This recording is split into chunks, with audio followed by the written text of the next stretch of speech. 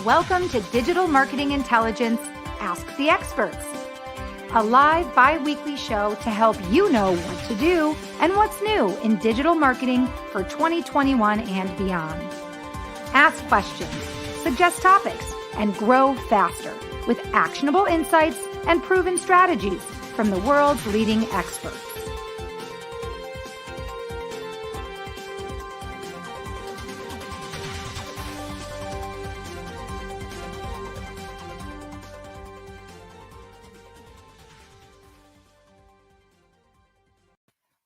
Hello, everybody, and welcome to this week's Digital Marketing Intelligence Ask the Experts.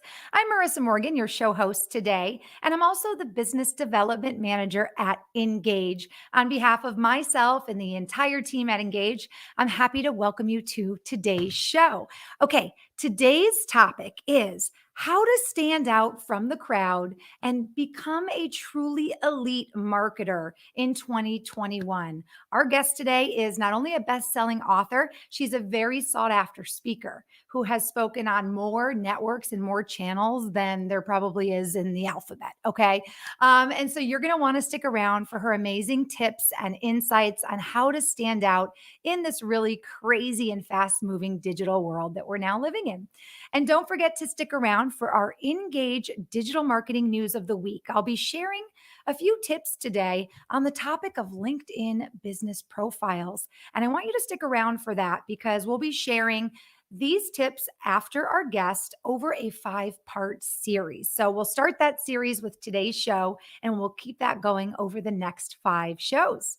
Okay, before we get started, I want to introduce you to Engage. If you're not familiar with the Engage platform, it is an amazing platform that helps you optimize the customer experience. Now, I want you to understand what I mean when I say optimize the customer experience.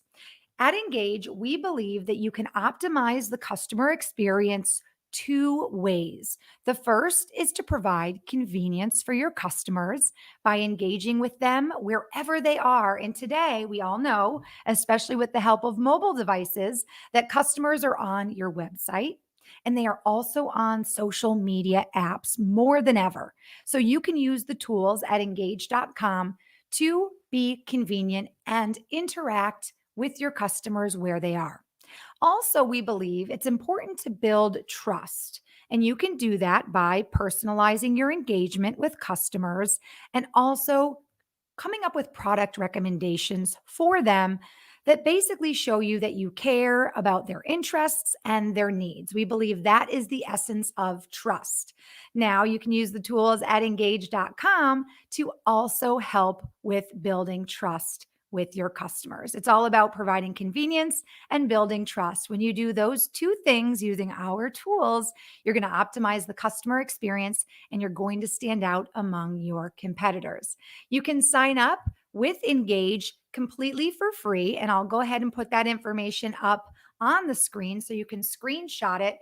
Our 25 plus tools are free forever. There's no locks, there's no upgrades, and we have amazing optional features as well to help you in your branding and your marketing strategy. So after our show, make sure you hop over to Engage, that's NGAGGE.com, and check out all of our amazing free forever tools.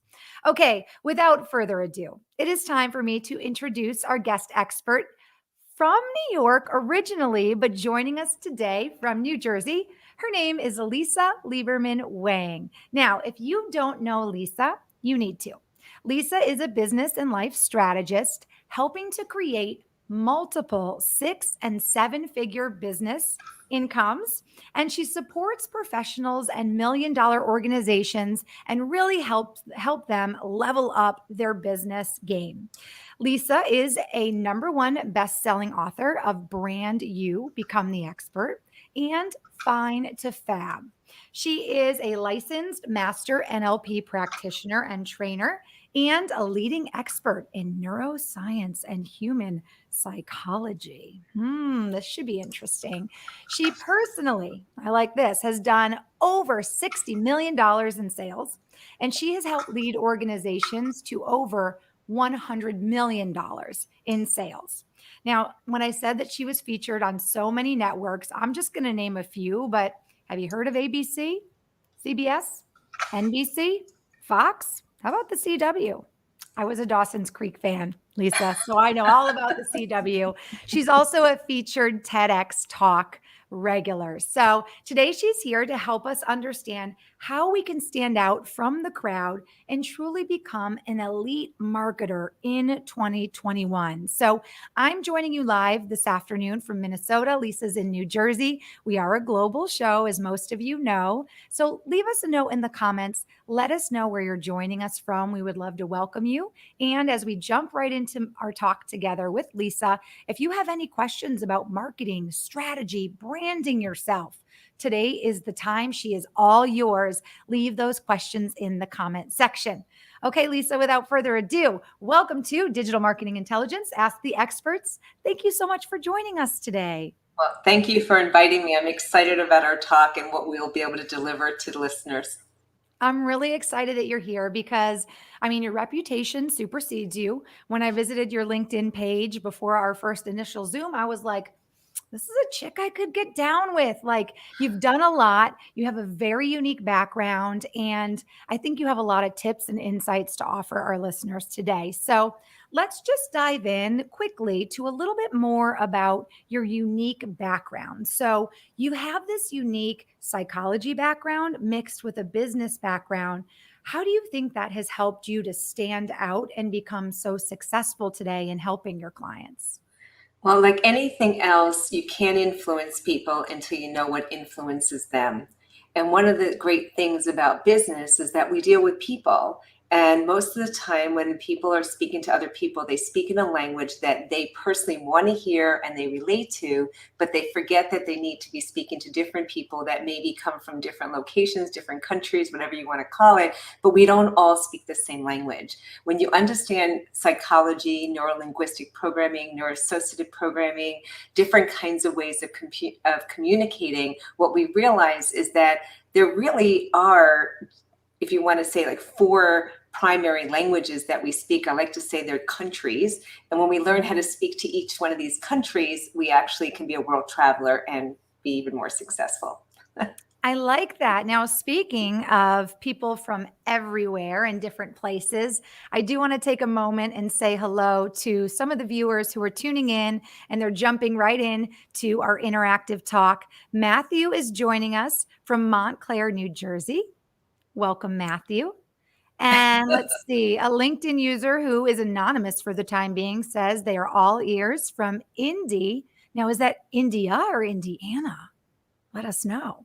Larry is one of our, so we've come up with the name Original Engager instead of like the OG, right? The original gangster. We've had some great audience members who have been tuning in week after week. Larry is one of our original engagers. He's joining us all the way from Brazil. Larry, you always have great questions. So I'm counting on you today to drop one in our conversation with Lisa. Wow, another New Jersey tuning in. Utkarsh, I think is how I pronounce that. Utkarsh is joining in from Hillside, New Jersey. We've got a Washington, D.C. viewer joining in, and our LinkedIn user is joining us from Indianapolis. My dad always used to go to the Indianapolis 500 when I was a kid every year, and I'd be so excited when he'd come home because he'd always bring me some sort of T-shirt or gift from the races. So Indianapolis is close to my heart. Thank you all so much for tuning in. Keep it coming. If you're just joining us, let us know where you're watching from. And don't forget, this is an interactive talk. So take advantage of having Lisa, a award-winning best-selling author, a speaker who has been on, like I said, more networks than I can count. Take advantage of having her here. Drop a question in the comment section as we dive into our talk. And feel free to share the link to this live stream right now with someone on LinkedIn that you think might join in our talk. Okay, Lisa. So you have helped so many businesses to really up their game in terms of obviously profit with, over $100 million in earnings. But let us know, is there one common problem that most of your clients are coming to you to help them solve? Is there a common problem you find, or, is it always more leads, more customers converting faster, more revenue? Is it always in that area? Or do you find that your clients have a wide variety of? Well, I think that every single business wants to have more clients more often and bigger profits, right? I think that's a Mhm. generalization we can say that would be easy for everyone. The Mhm. biggest challenge, though, is for most people is how to avoid marketing myopia. And that's standing out from the crowd, not being like everybody else, avoiding the fact that if you held up a sign and said, I'm in this business, and the person next to them is saying, I'm in the same business, what would end up happening is we'd all look like the same thing. And somebody would say, well, how do I choose Marissa versus Lisa versus Sue, Stan, Tom, Mary, Matthew? You all look like you're doing the same thing. And that's one of the biggest challenges I feel people have, because it's hard to add more value and show how you're different. And because of that, you look like you're singing the same song, and why should someone listen to you? As someone who's been in performing arts for a long time, I can relate to that, right? Because you go to an audition and you have one chance to make that impression and show a casting director how you're different, right? And it's the same when you are trying to get a client and you have that Zoom meeting, or you have 2 seconds of somebody's attention when they're looking at your LinkedIn profile, right? So I can definitely relate to that, as I'm sure our audience can as well. A few more comments I have to pop in here. Irina is joining us from New Jersey. She says that you are amazing. Irene is pretty amazing too. Irina happens to be one of my clients. So I had shared it in LinkedIn to some of the other people that I knew would be able to be available. And she has an awesome business that she's exploded, helping New Jersey Health Source and helping medical professionals to be able to get their marketing out there. So. Wonderful. Irina, thank you so much for tuning into today's talk. And our Indianapolis viewer had to throw a race car up in support of the Indianapolis 500. So you guys all rock. Okay, let's dive into our talk, because I did create a slide for everybody tuning in just so that you can follow along with us and maybe even screenshot this, like I said, and share it with somebody, maybe a colleague or a friend who might be interested in today's talk. So today, we're going to talk with Lisa on how to stand out from the crowd and become a truly elite marketer in 2021. And I think the first thing Lisa just touched on, and maybe we can really dive into that now, is how to avoid marketing myopia. And with us, our platform at Engage, we're all about the customer first mindset. And that can be obviously interpreted so many different ways. But maybe we can talk a little bit about, again, how to stand out and how to put the customer first. Also, we're going to talk about ways to build your business with potentially strategic partnerships. And then Lisa can share with us some steps and tools to make your business stand out. So, Lisa, let's talk a little bit more. By the way, I see the numbers crawling up as people are joining us on LinkedIn Live. So much fun. Love being able to be interactive. So, thank you again all for joining us. Okay, let's talk about this marketing myopia, a term I learned from you. So, thank you so much for teaching me something so quickly. Let's talk about your experience with your clients and how you've helped them to stand out and avoid this idea of everybody really looking the same from a marketing standpoint, especially. Well, one of the biggest challenges I find business owners have is they focus more on the product than the customer. And when we understand what the customer's needs and wants are, and there's a very big difference between needs and wants, there could be a whole population that needs to lose weight, but it's not until they want to lose weight that they will. Well, with marketing myopia, it's really about understanding what business you're in and what business you're in the perspective of the customer's needs and wants and how to fill it. So here's an example. It's 3 feet of snow outside, and I sell shovels. So if I came to you before and I said, I sell shovels, and I say, do you want to buy a shovel? Do you want to buy a shovel? Do you want to buy a shovel? You're like, no, I don't want to buy a shovel. But if I say, there's 3 feet of snow outside, do you want to buy a shovel? You're like, oh yeah, I want to buy a shovel. So you didn't want the shovel, you wanted it to get you out of the snow. Now, if you're in a warm state, that does not apply to you. But the idea is that we have a tendency to try to sell the product versus the need and want. And we really have to discern from the perspective of our ideal client, what is it that they're willing to spend money on? Because a lot of times just because they need it doesn't mean they'll spend money on it until they want it.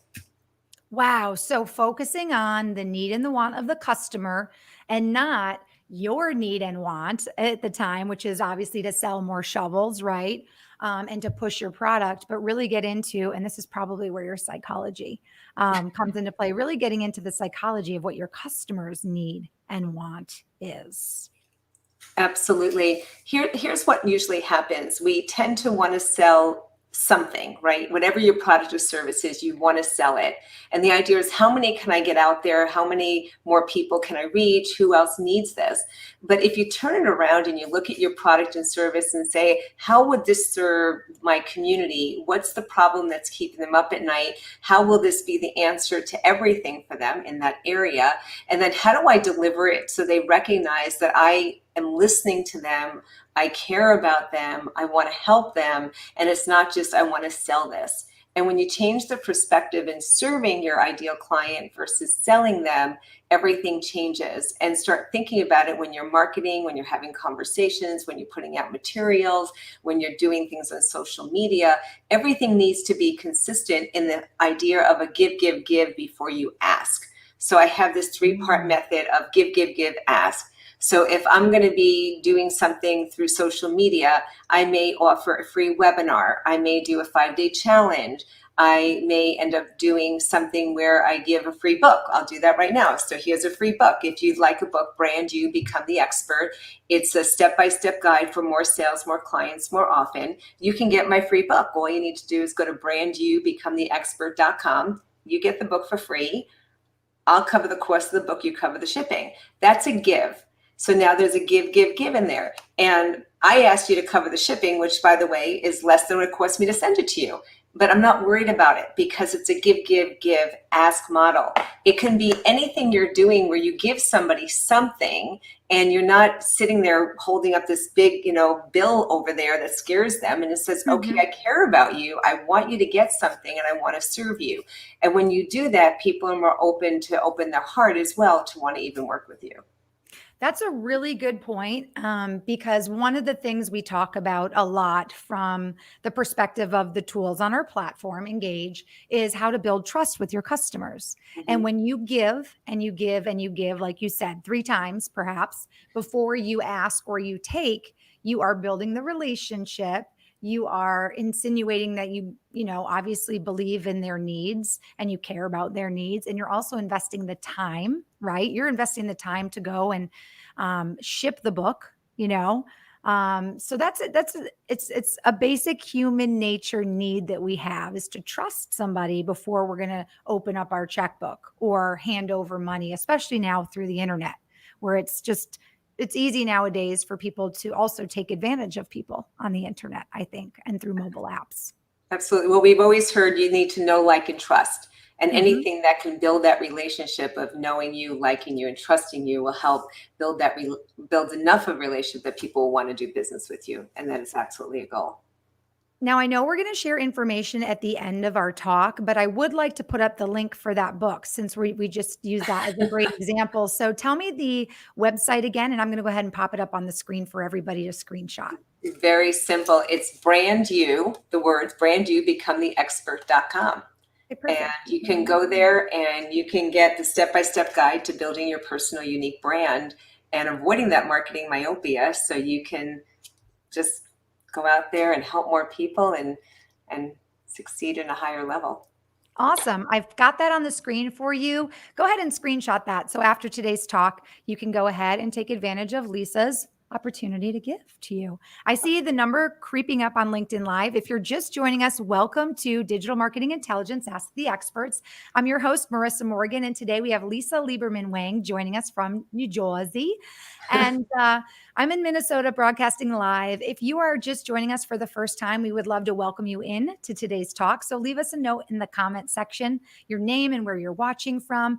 And as we continue our talk, if you have any questions at all for Lisa, feel free to leave those questions, as today's talk is totally interactive and it's way more fun when you guys at home participate. So, okay, avoiding marketing myopia. The first thing, really, my takeaway is the need versus the want, understanding the customer's need and want, solving a problem for them, giving first before essentially asking or trying to make the sale, giving them, getting that initial trust and that connection to start to build and snowball. Am I right, Lisa? Absolutely. Absolutely. Okay, great. Go I ahead. was looking at Matthew's question. Do you find that if you push this give, ask model, that more people will learn about it and thus take advantage of your model? I Great don't, question. it is. I have been doing this for decades. So I've been in sales since I can remember. And the one thing I noticed is that if I talk to people, and I've spoken in arenas with 25,000 people, I remember this specifically. I was getting ready to go up on stage. And this woman says to me, I was going to be teaching about sales. She goes, I hate sales. I go, why do you hate sales? She goes, I hate getting rejected. And I just listened to her and I thought about it for a second. I said, well, at the time, and I'm older now, I was in sales for over 25 years. I said, I've been in sales for 25 years and I've never been rejected. And she's like, she took it personally as if she was being rejected. I said, no one's ever rejecting you. They're rejecting chocolate chip cookies. And she looked at me a little bit odd, like, what am I talking about? And I said, you offered them chocolate chip cookies and they wanted oatmeal raisin. You just didn't know that. So they're not rejecting you. They don't know you well enough not to like you. And when we stop Mhm. taking it personal, then we can actually get a lot further. So my model, Matthew, has always been about giving, and giving without expectations of it even coming back at times. Because if you give and say you're giving somebody information, you're sharing something, you're serving somebody at such a great level, and maybe they don't end up becoming your client, they may know somebody who will become your client. So it's not always about that person and the reciprocal as a one-to-one. It can show up in so many different ways. And through direct sales, networking, any kind of sales, or building relationships. I remember somebody once said to me, what do you do for a living? And I used to think, I don't know what I do for a living until I know what you do. But the truth is, I Mm. make friends for a living. And what that means is I find out what you want and figure out how to help you. And if that works, that's awesome. And if not, that's okay too. I like that perspective, Lisa, because we think about all the, this is so random. I don't know why I thought of this, but think about all the like matches that are made, in the romantic world, right? Maybe you go on a date with somebody and it doesn't work out, but they become your friend, right? Well, lo and behold, maybe they're the perfect match for your sister or your brother. So the idea that if you go into your business model with the idea that you're going to make connections, which is why we're all here, right? You're going to make connections, you're going to make friends, you're going to make business colleague relationships flourish. Ultimately, someone's going to know somebody who wants the chocolate chip cookies, right? And I Absolutely. think that's where it's a numbers game as well. And you have to be open to that. And you're right. The idea of not taking it personally, especially in today's digital market, um, the idea that so much of our marketing is now on social media, on different apps and different avenues, or through email or on LinkedIn. Sometimes it takes some time to actually get to that point where someone gets to even know you, right? You may have several touch points with a lead, and you're not even talking with that person yet. They may just see your LinkedIn, or they may read a blog you've written, but they've never spoken to you. So you certainly can't take it personal when it can take a few touch points before you really truly connect with somebody. I always think of touch points, Marissa, as legs to a table. So if we had only one touch point, one leg to the table, then it's going to be a wobbly table. It's not going to stay up very well. But if we have multiple, so say you're on social media, or you're using emails, you're using text messaging, you're using blogs, right? You're on podcasts, you're doing lives, whatever the case is, the more legs to your table, the more stable it is. So anything you're doing, if you want to be able to build that trust in that community, is to get yourself in front of people as often as you can, and in many different ways. So if they see you here and then here and the others, is all of a sudden, it's like, oh, seen them before. Oh, I like what they're saying. The other challenge I find a lot of business owners do is they're afraid to give good stuff away, and as if that's the only thing they have. The truth is, if you don't give your best stuff away, there's no reason to come back to you. So I'd like to share a couple of things that we need to know is order to really be able to set yourself apart. One, you need to know who your ideal client really is and what their wants are. There's Okay. too many people making it very general, because you said, Marissa, it could be a numbers game. And I actually made me think, It's really not a big number though. The number gets smaller and smaller, smaller when you get more defined in who your ideal client is. So you don't need to be fishing in the ocean. You can be in the pond if that's where your ideal client is. And then you don't need as many numbers to make the revenue you want to create. But most of the time, what people are doing is they'll say, well, my ideal client is between 30 and 65. Well, is that really true? How could that be? Yeah. A 30-year-old has different challenges than a 65-year-old. So let's discern and define what ideal client is. An ideal client is someone who gets it, gets what you're offering and what you have and wants what you have. And the second thing is they can afford you. When you understand who your ideal client is that gets it and can afford you, then you go into specifics about who are they, how old are they, what keeps them up at night, what's the pillow talk, when they go to bed at night, what's the last thing they say, and what keeps them up at night. Because the thing that keeps them up at night is what they're willing to pay for to solve. If you can figure out what their problem is and you're the solution, and you speak specifically to him or her in a way that they hear you, then you're going to find you do not need big numbers. You do not need to be everywhere. You just need to be where they are. I love that. Girl, this is why you are so sought after. I'm going to give you a moment to have a sip of water because I realize I always talk our guests like so quickly. I never give them a moment to take a sip of water. So please enjoy a sip of water. Thanks to Engage because I have so many comments I get to share. Our first one, by the way, Matthew, thank you so much for that great question. Paul is joining us from Bethlehem, Pennsylvania. He says, thank you so much for the talk. Matthew did chime in to your reply saying, very interesting. Paul Williams says, sounds a little like the golden rule. Be kind and gracious and be a giver along the journey. It never hurts to be nice and helpful.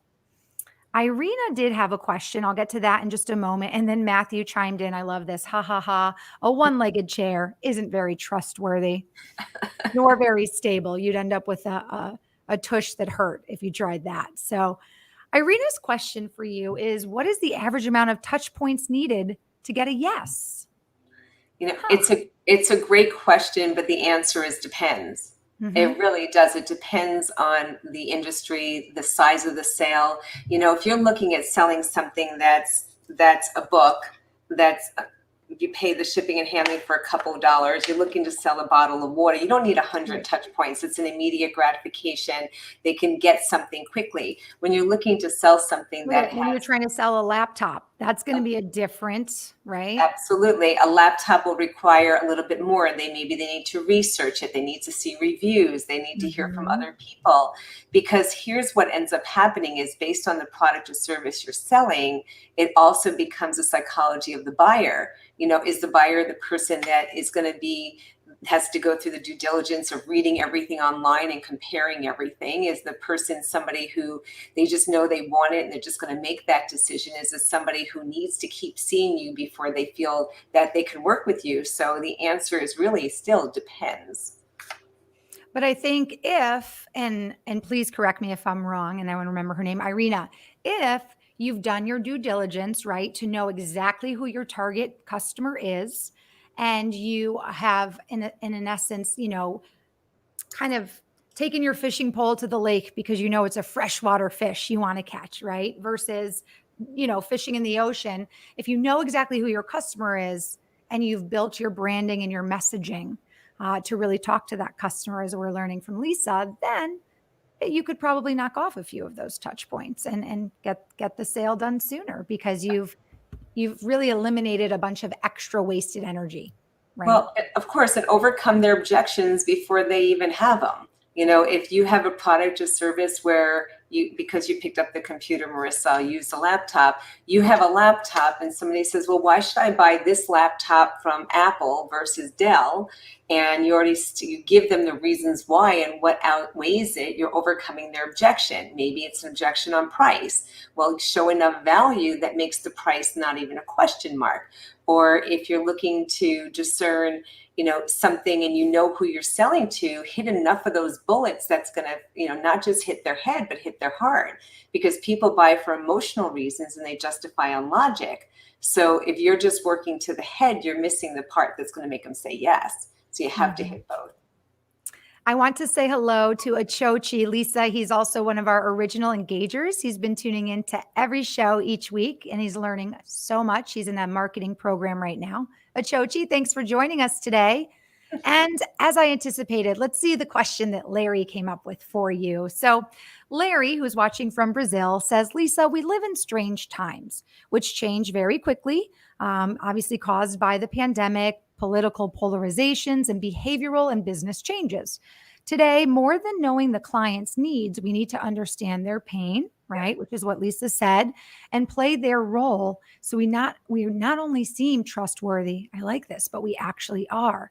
In your view of being trustworthy in the customer's eyes and differentiated at the same time to survive in an ocean of Me Too's. So not a question, but more just of a comment. Yeah, sorry. When it said in your view, I thought there was going to be a question there, but I think Larry's absolutely right. And let's just say, and Lisa, I think this is a great example. The snow shovel, right? Example. I think you really do care about your customers if you are passionate about snow shovels and you grew up in Alaska and it's a family business and you want to help people have an easier time, right? So I don't think you're necessarily faking the funk when you try to appeal to emotions and things like that. I don't know. Well, What do you think about Larry's comment? Well, Larry, I guess he pretty much is reiterating what I said, is that knowing the Yeah. client's needs and wants, but understanding their pain. Their pain is the pillow talk of what keeps them up at night. What's wrong? When you can address the real problem and you're giving them a solution, you're always going to be in a win-win.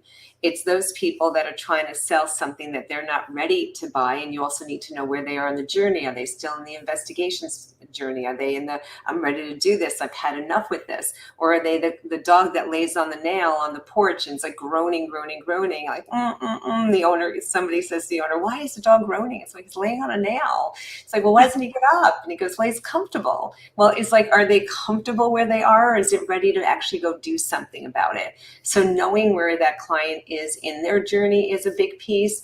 And he says, and differentiate at the same time to survive in Me Too. What was really interesting, I want to share, and it's a little bit off from where Larry's going, is you talked about difference of times, the pandemics, all the things happening. I had a group of clients that turned around to me when the pandemic hit. They literally, like, arms went up, what do I do? And they got scared. And one of them was in a energy type work and was working with people in person and said, how do I do this? She wanted to take her offline business online, but she literally thought she'd lose her whole business. She not only didn't lose her business, she actually increased it by 30% in the pandemic, in her best year ever, and a high six-figure income, where prior to that, she insisted to me that she could not be able to do anything online. It had to be in person. We actually closed up her stores, got rid of the overhead of the rent of having to have an office and have people come to see her. And today she's probably going to end up doubling it this year. So she went from, I'm going to be out of business, to not only am I in business and increased 30%, best year ever during the pandemic, to now, oh my God, it's the best thing ever. I don't ever need to see people in person again. I can actually build this business. And I really believe it's understanding what's going on, and so much is psychology. So I've been studying human psychology for 28 years of understanding why we do what we do. And one of my beliefs is that if we can program computers to do what people do, we can program ourselves to do what other successful people are doing. When you understand that everybody is running a program or a pattern, no matter who you are running a program or pattern. That means that when this happens, you do that. We all do it. It's kind of like, you put the record player on. I'm dating myself. It's going to play the same record. There are certain things that we do that are running patterns and programs. Well, the difference is, if you think about it today, when computer technology, Engage is all about technology and leveraging what's out there, we have to keep up with the times. Well, if your product is going to solve a problem for someone that has an antiquated system, they need to upgrade it to something new. That's what it's about, of showing them there's a way to get where you want to go, and sometimes we need to change how to do it. How you market it to them, how you have those conversations, has to do with you understanding where they're at the time of the sales. And some of the questions before is, it isn't a Me Too anymore. You're not selling shovels. When you stop selling shovels and you start selling solutions, you'll never be in a Me Too world. I love it. I love it so much. Really great insights. And I think it seems like it's so basic in my mind to the way that we operate when we're not doing business, right? Like, your best friendships are friendships where they care about your needs and your wants, right? And they're not selling you something. And we need to start thinking in that way when it comes to our business relationships too. Matthew, I'll get to your question in just a moment, but let's continue with our talk. So we've really dived into how to avoid the marketing myopia.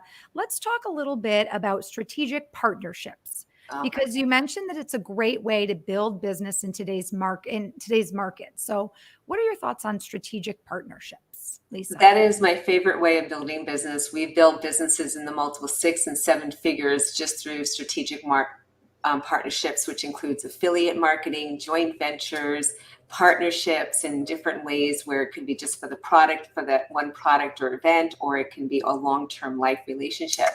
I think once you understand who your ideal client is, the next thing you need to do is figure out who they're already doing business with, who has them in their waiting room already. And when you do, we're looking at OPP, which is other people's people, and OPS, which is other people's stages. When you can find your ideal client is already doing business with somebody else, you now just shortened your sales cycle, because there's already a know, like, and trust factor with them. And as soon as they're endorsing you, you're already in a much better position, that you don't need as many legs, because that one leg is really solid, because they already have many legs within that company that they're doing business with.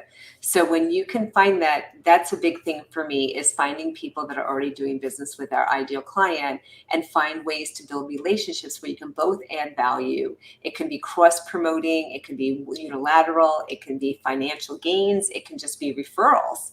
But anything you can do where you're leveraging other people's people is always a win.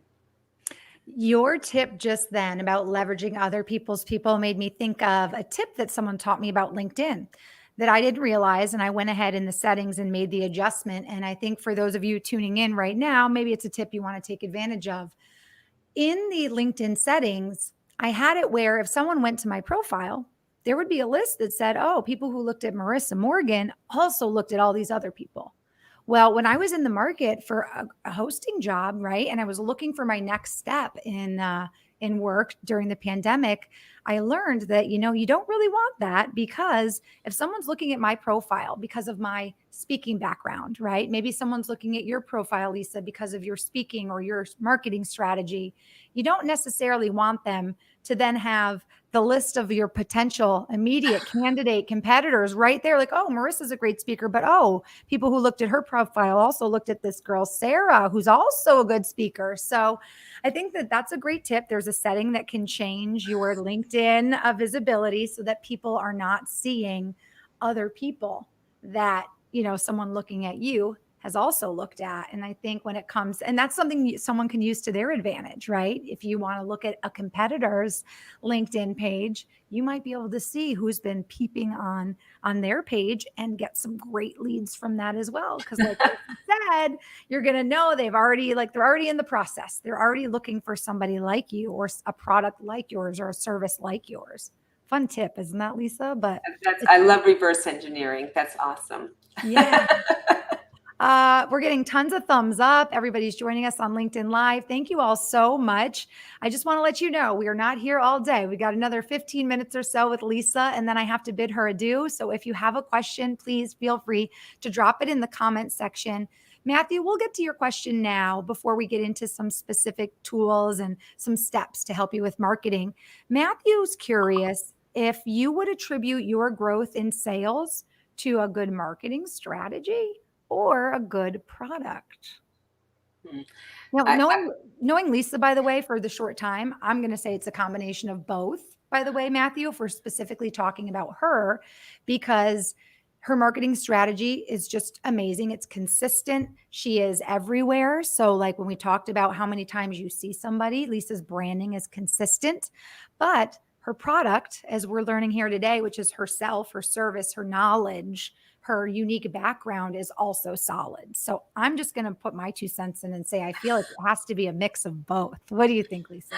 Well, I thank you for saying that, because my first thought was to say it was going to be to the good marketing, but then I was going to follow and say, as long as you have a good product to back it up. I mean, here's the one thing that I attribute our growth to. Matthew, we do our numbers all the time. We have KPIs, knowing where we're at and where we want to be. I think having quarterly milestones and knowing what's working is important. And what we found is 35% of our clients came from referrals. And that's a big deal for us, as it is for any business, because if you understand cost of acquisition to get a client and the time and energy it takes to get that, knowing that you're getting them through referrals is amazing. The other thing we found is 30% of our clients buy more products. So that comes back to more sales, more clients, more often. That if you don't have to keep looking for another client, what's the lifetime value of a client? Where a lot of times somebody comes in and you say, oh, well, this person only spent $97, just a small number. Okay, they spent $97. What did they buy next? Well, then after that, they spent $497. Then they spent $29.97. Then they spent $49.97. Then they spent $35,000 or whatever the case is. Or maybe you don't have products that high, but they're lower and they continue. Or maybe you have recurring models where they're spending $97 a month, and over how many months do you have them? Again, lifetime value of a client. How long do they stay with you? When you start looking at that and you have a great product and you're marketing properly, the answer is, what do you attribute the growth? I attribute the growth to everything. It's all those legs. It's not just the marketing legs of what's going out, but realize that from the moment the person sees you is your first marketing. I used to say to my husband, we went on a trip when we had gotten married, I said, I'm not going to work. And that to me was a big deal. And what it meant that I said, I'm not going to work while we were in Hawaii meant that I'm not going to say hello to anyone. Because for me, hello was the start of a conversation. And my new book that's coming out is Mastery to Millions. You're one conversation away. And it starts with your first interaction with somebody, or it starts the first minute they see you getting out of your car, or the first time they heard about you. So when you realize that it's not one thing, but there's so many other variables that are coming into play, it is a combination of all the above. Wow. I like how you said that. I'm not going to work, but by work, you meant not even say hello to anybody, because you're right. That is what gets the ball rolling. If you are a natural born communicator, like I think you and I both are, and even some of our viewers who are chiming in, like you're natural communicators, sometimes you don't even realize it. And once you open up, I say the floodgate, like yesterday when I was leaving dinner, my fiance is like, okay, Marissa, okay. Cause I'm trying to say goodbye to somebody, which ends up being like a 20-minute process because you enjoy the interaction. But if you are someone who is used to, like you are, Lisa, marketing yourself, that is the initial first touch, is somebody's first impression and interaction with you. Really great. Matthew says, ha, ha, ha. And also thank you. So wonderful. Let's see. Someone also chimed in, our LinkedIn user, saying, like you, I have never met a stranger. How do you coach sales pros to respond when asked how much? Oh, this is a good question. Within a few minutes of your call, perhaps your favorite deep dive reversal questions that uncovers needs and wants. I love the question. So I actually have written scripts for more sales companies and have trained over 25,000 people at a time in how to actually close more sales. One of the things that's really important is to give an analogy. When somebody says how much, the answer is it depends. And you need to ask more questions or understand more about their needs before you come up with a price. Sometimes it's like saying, well, I don't, whatever their industry is, if it's a B2B, if somebody's in carpentry and they say to you, well, how much is it for your services? And maybe you're in electrical. Well, say it depends. Well, how much is it to redo all my cabinets in the kitchen? They go, I don't know. I don't know how many square feet it is. I don't know how many cabinets. I don't know how many this, that. It's the same thing. Until we get the information, it's difficult to come to a price. So you might need to get out of the picture right now. Thank you. Not realizing that we're live. We're live, Susan. We're live. Sorry. Thank you. Free show, everybody. Oh my goodness, you just turned all shades of red to match your dress. If you're just listening on our podcast, because we do have our podcast going. If you're listening on our podcast, Susan's assistant or friend just stepped into the picture. But listen, this is what it's all about, working remote. I actually put my dog down now for a nap time before all of our live shows. And now she's in the habit of going in my bedroom, cuddling on the bed. I shut all the blinds and I say, okay, it's nap time. Because otherwise it'd be a zoo in my house too, working remote with the dog. I didn't do a warning. It's actually my sister-in-law. So, so what I just lost my train of thought of what I was saying when I had shared that. Shoot. We were talking about, how if someone about like saying you don't know because you don't know how many square feet. Okay, thank you. So the answer is it's like somebody wants to have something. It's almost like somebody wants you to do something or give you information. It's like cutting your hair over the phone, over live on LinkedIn. You can't do it, or cutting or doing something. So the answer is usually to come back with a question. It's the easier way to do that. There are sales scripts, Matthew, but also anyone in sales needs to know they have to be able to go off script because the other person on the other side doesn't have the script. So you want to make sure you can do it both ways. But for the pros, it is a reversal. It is asking more questions. Or if somebody asks the price right away, I'd say that's a great question. And I'd love to, I will be able to go there as soon as I know more about what your needs are, because it's impossible to give you a price without knowing what all your needs and wants are at this time. That's great. That's great, because then it also, whenever you're put on the spot like that, if you have that already planned in your mind, no matter what the scenario or what the product or how big of a job or how big of a client it is, you're going to come across very confident, very assured. You're not going to stumble over your words and I know people who have done this, lowball themselves, right, into some work for a way lower rate than they would ever have done had they had all the details. Right. So the last thing you want to do is promise somebody your services or work or a product for less than you can truly do it for, and then turn around and come back and say, well, that snow shovel is actually $29, not $22. I forgot. It's made of acacia wood, the handle, right? It's like a high-end Lexus model show snovel.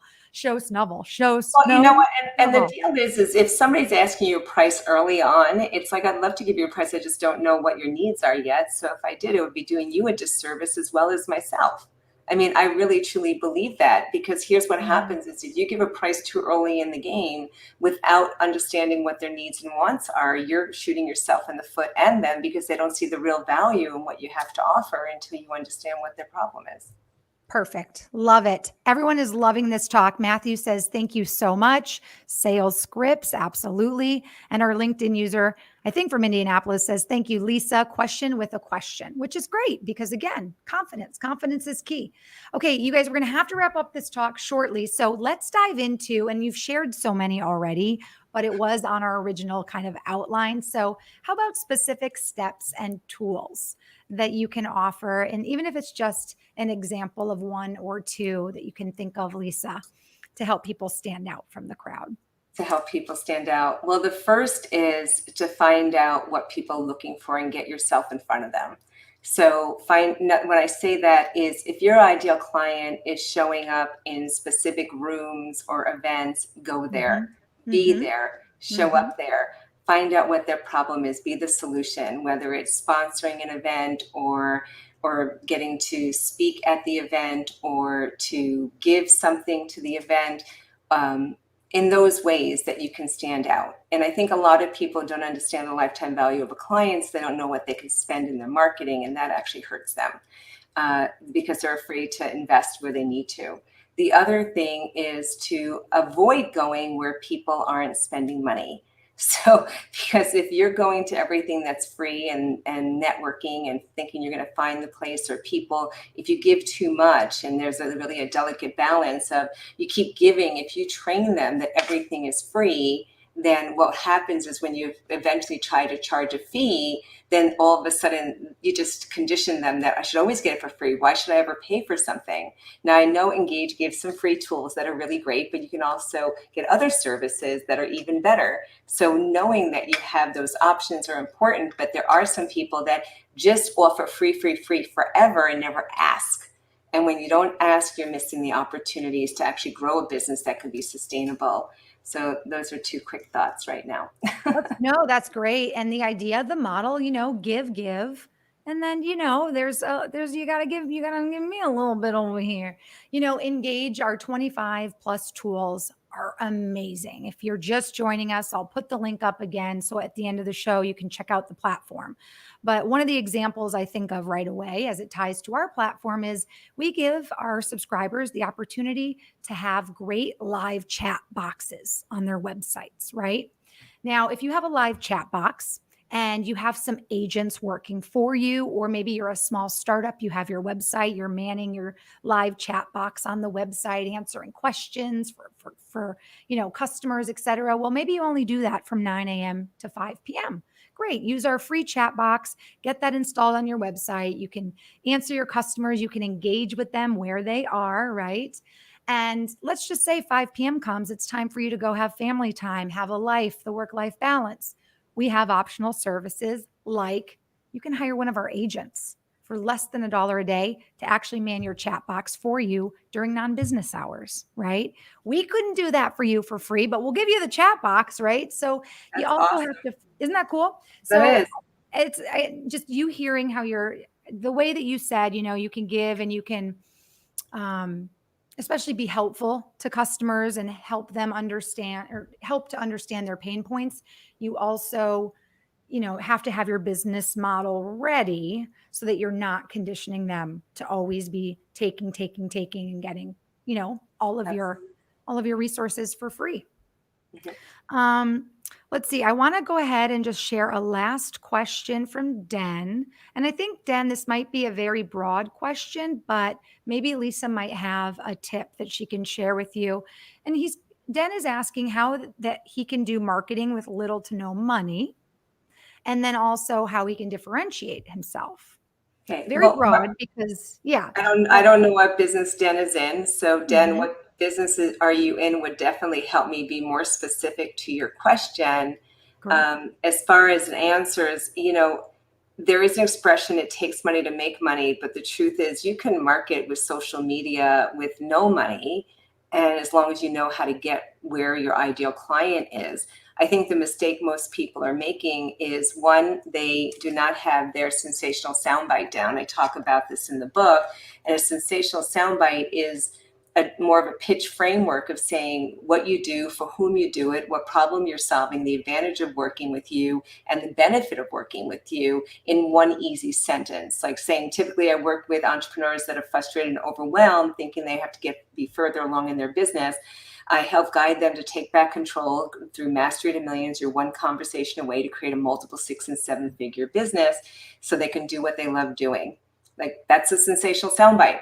If Woo, you know, that's a run-on sentence, but I like it, right? It's right? like, It's it's there. I mean, awesome. another Yeah. sensational soundbite can be typically I work with women who are feeling fine, how I used to feel, effed up, insecure, neurotic, and emotional, and so much Hmm. want to be fab, fabulous, awesome, beautiful. I help them save years of shame, blame, and therapy so they can live an authentic life, happy, healthy, and free. Who do you know who'd be interested? My point is that those little sensational sound bites, knowing what they are for free, Den, I've been at events, I've talked to people, they say, well, what do you do? And you come up and you have a little thing. If your sensational soundbite covers those pieces, knowing who the ideal client is, telling them who it is, the problem they have, the advantage of working with you, and the benefit, all in one thing, people will raise their hand and either self-identify, that's for me, or they're going to refer you to someone who would benefit from your solution. So that's one way to do it without money, is knowing how to communicate your service to other people so they get it. The other is putting yourself where they are so you can find them. The other is knowing who your ideal client is so specifically that you know where to go. Also having the confidence to get yourself out there and be consistent in what you're doing, not do it for a day, but do it consistently. And then again, knowing what platforms to do things on, because you don't need to show up at events. If you're looking to go swimming, you're not going to go to the ice patch where you're going to go ice skating, right? You need to Mhm. be going where people are that you're looking for. I think that's another important piece of it. Great tips, great insights, Lisa. Thank you so much for joining us today. You shared some really amazing tips, some insights on really how to stand out, right? How to avoid the marketing myopia of being the same as everybody around you, how to stand out, truly how to optimize the customer experience by building trust and building a connection and caring about the customer's wants and needs and giving first before asking them to open up their checkbook. It's very important that that is really in your business model in order to be successful and to stand out among the crowd. Amazing. Matthew just joined us, or didn't just join us, excuse me, just dropped a last comment and says, "Thank you, Marissa and Lisa. Great session and very helpful information. Good luck to you and all the viewers. Go get them. Hashtag grow, grow, grow." And I like hashtag give, give, give, then take, right? Absolutely. And I think John is the name of the LinkedIn user joining us from Indianapolis. He says, "Thanks so much, ladies. Very informative." Before you guys go anywhere, do not. And I see everybody who started with us is still watching, so that's great. I want to give you some information so you can connect yourself with Lisa now that we are wrapping up our show. So let's do that. Share with you all how you can connect with Lisa after the show. And I still have our Engage Digital Marketing News of the Week coming up as well. So don't go anywhere. Lisa, can I allow our audience to connect with you on LinkedIn? That would be outstanding. Thank you. You're welcome. You'll find Lisa on LinkedIn at Lisa Lieberman Wang. Go ahead and screenshot your screen if you want to check that out for later. And then also, if you are interested in learning more about how to increase your sales or be seen as an expert in your field, you can certainly visit lisaliebermanwang.com. And I love this. Lisa gives you the opportunity to also schedule a call with her at callwithlisa.com. Can you tell us a little bit more about that program? That's awesome. Absolutely. So if you are in the position where you're looking to expand your business to a multiple 6 and 7 figure business, and you want to have the tools and resources to know what to do next and have the handheld experience along the way, then I offer you the opportunity to schedule a call with me, a call with Lisa. This is not for everyone. It's a discovery call to see if and how we can support you. And you'll fill out an application. Once we see the application, if we feel like you're a good fit and we can actually do something to serve you, then we'll set up a call. And this is a $750 value. So I value my time and yours, that only if you're serious, please take the opportunity to join me. That's awesome, Lisa. Thank you so much. And then if you missed it at the beginning of the show, Lisa does offer her book, Brand You, Become the Expert. And you can get a copy of her book. All you have to do is pay for shipping and handling, which I think is an amazing opportunity. So check out brandyoubecometheexpert.com to take advantage of all the amazing information in Lisa's book. Now, quick apology because I was referring to somebody as John, but it was actually Tony. Some of the names show up not on my StreamYard, but they do show up on LinkedIn. So I always like to correct myself. Tony, thank you. And I'm sorry I called you John, but John is also an unknown LinkedIn user from where I'm looking. So John also said, "Excellently managed and insightful time today. Thank you so much, Marissa and Lisa." And Larry also thanked us from Brazil. Thank you so much, Lisa and Marissa. Very good content and experience. Thank Yay. you. Lisa, do you have just 60 seconds to hang around while I share our Engage Digital Marketing News of the Week? Yeah. Absolutely. I'd love any other tips you might have on it because it's about LinkedIn. So you guys, this week's digital marketing news of the week, let me pop up our fun digital marketing news of the week banner. Where is it? Where is it? There it is. There's our little ticker. This week's news of the week is the first in a 5-part series on how to get the most of your LinkedIn company page. This is important. A lot of people are asking questions about the LinkedIn company page. So obviously your LinkedIn page is a place to share, connect, and grow your business. It's a tool for branding awareness, authority, and trust. Best of all, the potential reach and impact of your LinkedIn company page increases along with its number of followers. So here's the first of 5 effective techniques to organically attract more page followers to your company page. So first, you're going to obviously, and I say obviously, but sometimes you skip these steps, you're going to complete the page basics by filling out the overview, the logo, the organization info, and the call to action button. You're going to be sure to include pertinent keywords in your business description, as LinkedIn pages are crawled by search engines and often ranked highly based on keywords. You're going to add a follow button on your blog, your website, and newsletters so that people can then be directed to your LinkedIn company page. And then next, encourage your first degree connections to jump aboard with the invite or the follow function. And then last, you're going to paste a link to your company's LinkedIn page in your email signature or on other social media profiles. LinkedIn company pages. I hope this helps. What do you think about the LinkedIn company pages, Lisa? Have you had a good experience, or for you, because of your service, do you tend to keep things on your personal page? We actually tend to keep things on our personal page because it's where we built most of it. And it's an interesting question because people always ask me, do I use my business? Do I use my personal? And I think it really is another answer of it depends. It's like, Mhm. how did you build your brand? Was the brand around the business name? Was the brand around you? I mean, what is it that people are going to recognize and go to when they're looking for your product? Are they going to go to that name, or are they going to you? I think some businesses need both and some don't. Great tips. Again, I would expect no less, Lisa. So if you're ever not sure, ask yourself. It depends. How did you build your business and what makes sense for your brand, your product, your message, your marketing? So great tip. Lisa, again, I want to thank you so much for joining us and sharing all of your time and insights. I'm going to put you in our live stream waiting room because I do want to say goodbye once I'm done. So, everybody, again, don't forget to connect with Lisa.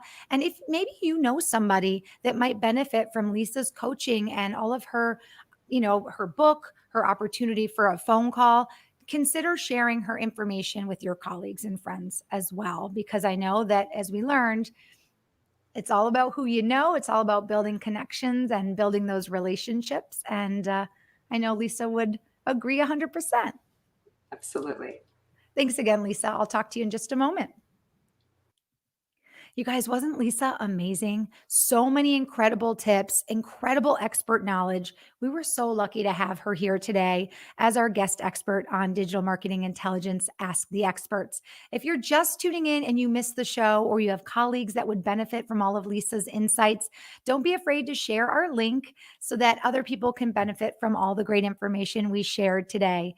If you have topic suggestions, or you'd like more information about Engage, you can reach out directly to me. I am the business development manager at Engage, and that's at marissa.m@engage.com. Thank you so much for joining us. I want you to tune in tomorrow. We've got a double header this week. Tomorrow, our guest expert will be Karen Yankovich, and she'll be talking a little bit more about how COVID has changed the way that we do business and work. And she'll explain why, more than ever, digital marketing and LinkedIn are incredibly important for your success. That will be tomorrow. That is June 16th at 12:30 Eastern. In the meantime, of course, I'm going to leave you with the Engage website. Check out our free forever software at engage.com. And I look forward to seeing you all tomorrow at 12:30 p.m. for our double header with Karen Yankovich. Thank you all so much for joining us. I hope you have an amazing day, and I'll look forward to seeing you again tomorrow. Cheers, everybody.